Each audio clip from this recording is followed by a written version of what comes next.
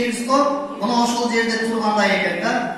Качан Аллахтын разычылыгы үчүн эркектер аялына пайгамбар саллаллаху алейхи көргөзгөндөй мамиле кылганда жана аялдар күйөөсүнө пайгамбар саллаллаху алейхи айткандай кызмат кылганында күйөөсүнөн эчтеке күтпөй, аялынан эчтеке күтпөй, болгону Аллахтын алдындагы милдет кылып, Аллах мага берген милдет деп жакшы мамилени кылганда гана ошондо Аллах Таала экөөнүн ортосуна чыныгы сүйүүнү ачып коет экен.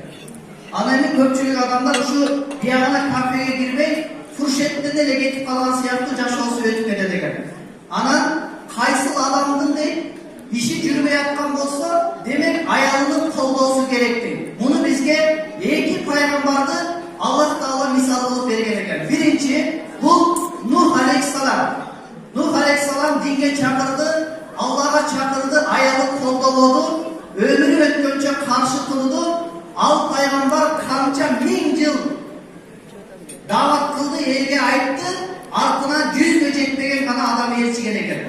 Ал эми экинчи пайгамбар сүйүктүүбүз Мухаммад саллаллаху алейхи вассалам алгач Аллах Таала буйрук жүргөндө эң биринчи Хадича энебиз аялы биринчи колдоду, 100% колдоп турду.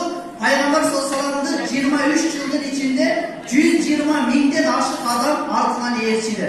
Бул дагы биз жашоодогу бир мисал экен. Аллах Таала береке берсин. Урматтуу Мухаммед Алинин жубайы жолдошумду болду. Жолдошум ар дайым алдыда ийгиликтүү